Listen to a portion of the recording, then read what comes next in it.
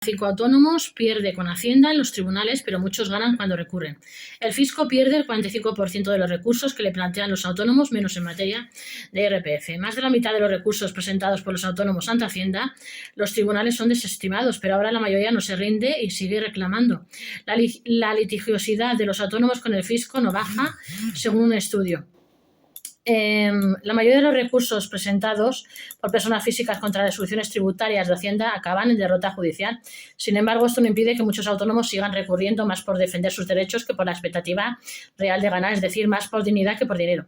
Es lo que refleja el informe sobre la justicia administrativa 2024, elaborado por el Instituto de Estudios Fiscales del Ministerio de Hacienda y Administraciones Públicas por el Centro de Investigación sobre Justicia Administrativa de la Universidad Autónoma de Madrid y que analiza la litigiosidad en materia tributaria a lo largo de una década, procesos de inspección, sanciones, liquidaciones, derivación de responsabilidades. Existe un nivel alto de recursos, incluso cuando las estadísticas están en contra del contribuyente. Más del 50% de los pleitos que presentan las personas físicas, entre las que se incluyen la mayoría de los autónomos, tienen una cuantía inferior a los 25.000 euros. No se trata de grandes sumas, sino de reclamaciones, en muchos casos simbólicas, derivadas de sanciones, devoluciones indebidas o pequeñas liquidaciones tras una inspección. Pero pese a este perfil modesto, los autónomos no dejan de dar la batalla. El informe concluye que se mantiene un nivel alto de recursos, incluso cuando las estadísticas están en contra del contribuyente.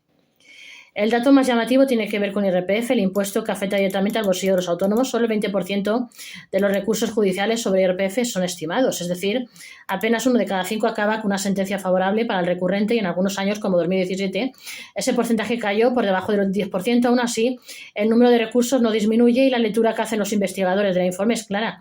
Los autónomos reclaman por sus derechos más que por su dinero, puesto que no siempre esperan ganar, pero consideran que es necesario resistirse a lo que consideran injusto. Otro dato relevante es que a medida que el proceso judicial avanza, los autónomos se van quedando fuera. En las instancias superiores, como la apelación, la casación ante el Tribunal Supremo, los que continúan en la batalla son sobre todo las personas jurídicas que cuentan con más recursos y asesoramiento legal. En casación, por ejemplo, el 60% de los recursos proceden de negocios, mientras que las personas físicas apenas representan el 35%, es decir, los autónomos están sobrerepresentados en los primeros pasos del proceso, pero se ven superados cuando el litigio se encarece económicamente o se demora en el tiempo. Luego están las sanciones y devoluciones de ingresos indebidos que están entre las actuaciones de la EAT más frecuentes. El informe también analiza qué tipo de actuaciones de la agencia tributaria provocan más recursos. Las derivaciones de responsabilidad, las sanciones y las devoluciones de ingresos indebidos son las 3 categorías más frecuentes y en todas ellas destacan las personas físicas como principales recurrentes. La interpretación que hacen los autores del informe es que este perfil responde a casos en los que los contribuyentes sienten que han sido tratados de forma automática o injusta por la administración sin suficiente oportunidad de defensa.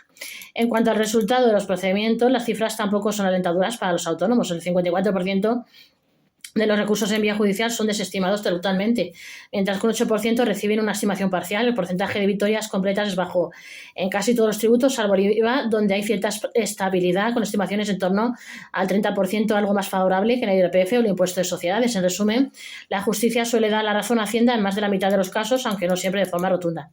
La cuestión de los costes judiciales también juega contra los pequeños negocios. La condena en costes se produce con más frecuencia en pleitos de cuantía elevada, pero incluso en procesos modestos. El temor a temer que asumir los gastos de contrario puede disuadir a muchos autónomos de continuar. Los datos del informe muestran que los costes se imponen con más frecuencia cuando la cuantía supera los 450.000 euros, lo que afecta más a pymes que a autónomos, pero el simple hecho de que exista esa posibilidad genera una sensación de riesgo y desigualdad.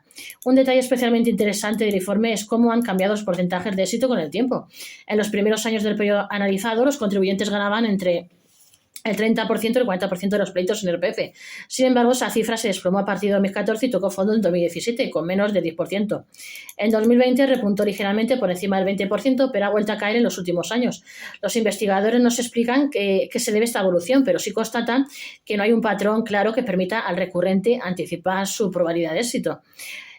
Admiramos el que muchos recursos se presenten sin respaldo de grandes bufetes o asesores fiscales especializados. Frente a esta realidad, la lectura es que existe un nivel notable de persistencia y compromiso con la defensa de derechos por parte de los contribuyentes individuales. Muchos recursos se presentan sin contar con grandes asesores especializados, lo que hace aún más meritorio el hecho de mantener el pulso judicial. En muchos casos lo que se busca no es tanto ganar como no dejar pasar una justicia. Se recoge entre las conclusiones del estudio.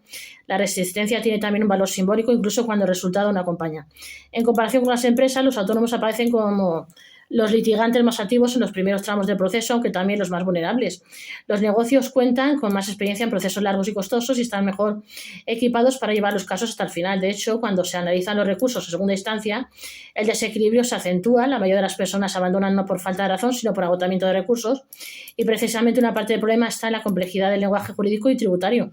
Muchos autónomos no entienden con claridad las resoluciones que reciben y los motivos por los que han sido sancionados o se les deniega una devolución, lo que provoca frustración y decisiones impulsivas. El informe no entra en otro aspecto de forma directa, pero lo sugiere al destacar el tipo de actos impugnados y la frecuencia con la que se recurre por cuestiones de procedimiento más que de fondo. Es decir, que muchas veces no se discute si el tributo está bien calculado, sino el proceso fue respetuoso o comprensible. Finalmente, los investigadores insistimos en que estos datos no deberían interpretarse como una llamada a la resignación, sino como una evidencia de que el sistema debería ser más accesible y transparente para los pequeños contribuyentes.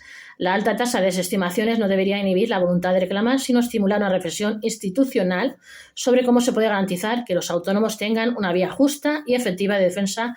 Reclamar no siempre es rentable, pero sigue siendo necesario.